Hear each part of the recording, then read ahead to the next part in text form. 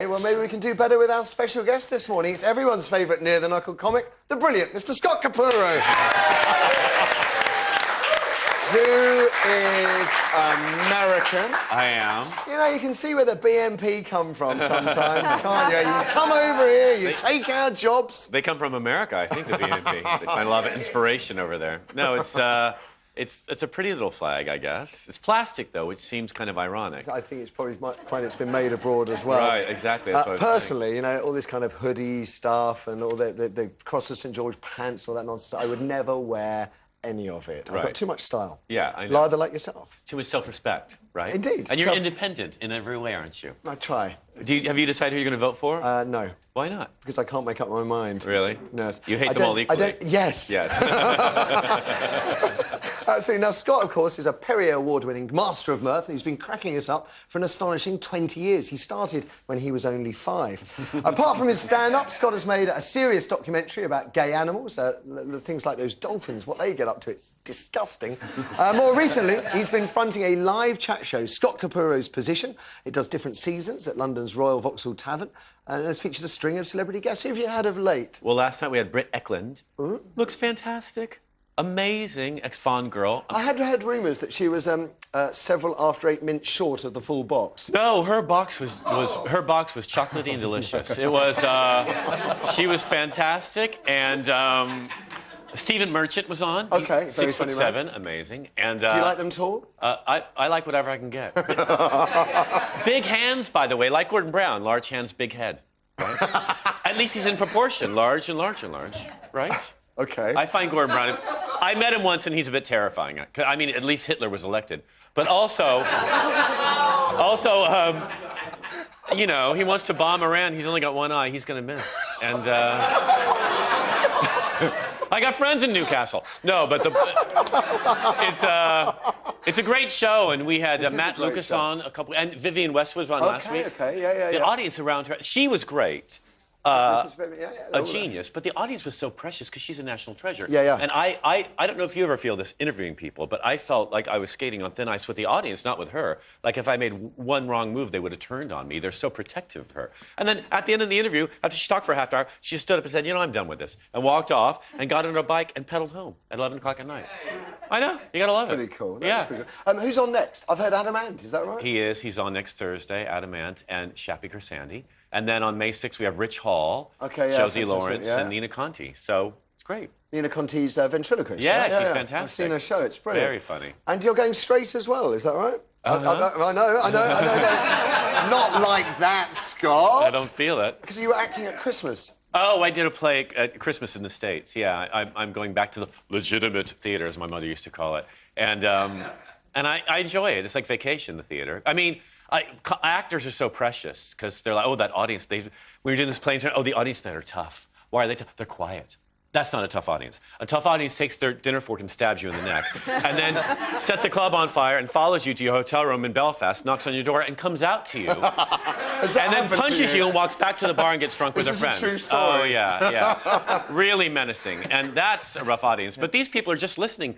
They buy you a glass of white wine at the end of the theater play and tell you how wonderful you are. You like it's that, like vacation. Yeah, it's nice. So I was meant to be appearing on your show, wasn't I, darling? Pulled out. I had to cancel. You pulled out of Scott. Due to I'm not a cheap prostitute, Craig. When you that commit, is you grotesque, stay. Well, darling. you did. You pulled out, and you left me very disappointed. I'm not angry. I'm just hurt. That's all. Yes, but have you forgiven me, my darling? I'll try. Where were you instead? I'm at Teach First, which is a charity. I'm teaching kids a bit of hairspray. So it was Scott and I needed or the children, and Yeah. you chose the children. Good for you. Yes, I chose the children Man and with the a heart. charity because he was only paying 20 quid. You were going to get paid? Yes. No, we didn't. Yeah. No, we don't pay anybody. No, we never. When I went on Jonathan Ross, I got £1. Really? I signed a contract for £1. Well, there's none left after they paid Ross, so you were lucky. It's worth 1,000 journalists and 100,000 Strictly judges, clearly. Larry. I understand you went to a British dentist for the first time yesterday. Did. Yeah, Was that fantastic? A real British experience. I went there expecting to get a tooth cleaning, and he laid me in his chair and just stared at me for a while. And then he said, "You don't brush your teeth properly," and then showed me how to brush and then sent me on my way. I'm like, I thought I was getting a cleaning. He said, "No, this is a meet and greet." I just wanted to see... I want to see if you're a reliable patient, because some people just don't show up. But you have shown up, so now you can return if you like. Really.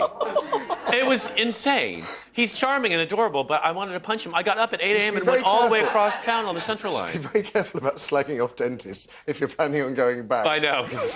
But no, I just wanted my teeth to be bright and shiny for your show today. How do they look? They look good. Oh, Bright and shiny. You always look good. Immaculate. Really? Immaculate. All right. Okay. All right. Okay. All right, I'm still angry about it, though. Okay.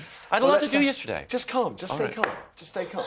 Let's tell the folks at home about today's show. After the break. But first, are you listening to the government health advisor urging parents not to give mobile phones to kids under 12? Write stuff at 5.tv. That's the place for your emails.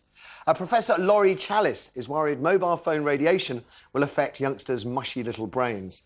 And I'm quoting here, "We need to remember kids aren't just little adults," he said, adding that that even after the age of 12, teenagers should be limited to using phones for text messages rather than talking. And lots of studies out there actually suggest kids are more at risk from mobiles than adults. A Swedish study last year claimed children could be up to 5 times more likely to get brain cancer if they use mobile phones than if they don't. And yet, more than half the under-10s in this country have a mobile. Why? That's what I want to know. Well, the number one reason given by parents is safety. You want to know that you can contact your child at any time or that your SPROG can contact you, which might explain why 8 is the average age for a child to get their first mobile. But Professor Chalice, who's just launched a 5-year study of mobile phone use, insists we just don't know enough about what mobiles might do to our children. So does that mean you should stop fretting about your child's whereabouts, Larry, and start concentrating on their health instead? How old's your eldest? He's just about to be 10. So, And do I have a phone yet? no, but I was due to give him one for his birthday, and then I've read this report, and it does worry me. It really worries me. Because obviously you don't want to fry your kid's brain, you know. Depends what kind of parent you are, I suppose. You know, but then I kind of think, oh, well, there's so many things meant to kill us. Maybe this is not, you know, I don't know. The thing is, most children would choose to text rather than call anyway. Yeah. But are there any... Maybe there's a phone package where they're not allowed to phone, where they can only text, and maybe we should do that. The issue is larger practicality for a kid to have a phone, because often, you know, I need to be able to contact my son to say, you know, you need to go to so-and-so's house or come home, and without a phone, I can't do that. But this is where it gets really interesting, because we did all right, didn't we? We did all right, yes, but... When we were kids, we didn't have to have a mobile phone. We'd have a pre-arranged time. I will pick you up at 5 o'clock. Yeah. My mother just left me alone in the cupboard. Pretty much. and I lived on my own urine. Are you sure this wasn't the closet? Well... And you eventually... No, my mother outed me to myself. She's like, honey, I know you're gay. Let's not play these games. Anyway. But she knew.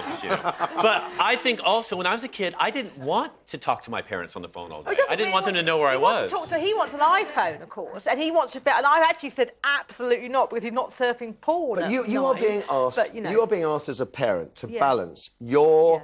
view of safety, knowing where your child is, the ability to contact them, with potential health risks. So you say you're worried. How is this going to affect you? Do you put the potential that they might cause harm above the fact that you would be able to contact your child and know where they are if they have a phone? I'm going to investigate whether you could get a phone plan that only does texting and doesn't do phoning, because that actually is really useful. I mean, in my son's class, probably about a third of the kids even now have got phones. You know, it's very usual now. It's become part of it. Are their little brains all heated up, or are they all walking out of class like... They're not glowing like ready wet kids. Really? Yeah, well, when I was a kid, I did a paper round, and my parents, because there were no such thing as mobile phones, and certainly in Ballarat, you know, they've only just got them, I think.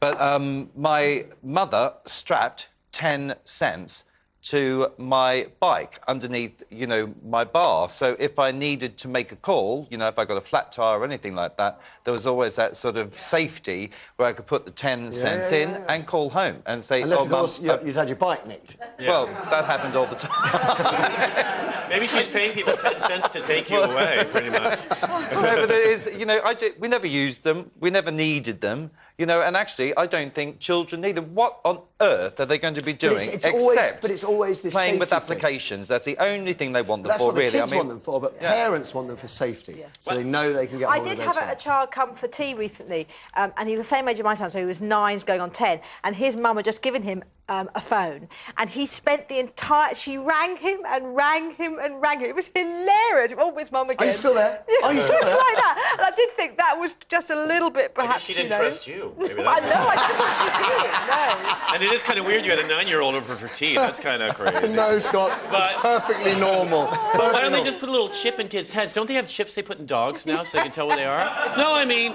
for the little that domestic... would be convenient. Yeah, it's just a chip in their neck. We could have that map with beep, beep, and I know where they were. And lots of sensible ideas coming from our panel. Let's see if we can do better with you guys at home. Look, are you going to take your Sprogs mobile away from them? Are you a dreadful parent if you don't? You know, your paranoia above their health. Write stuff at 5.tv. That's the place for your emails. After the break, though, it's Scott with the rest of today's headlines. Yes, I can feel my buttocks twitching in anticipation. With nerves, by the way. With nerves. I have very long fingers, actually. Nerves!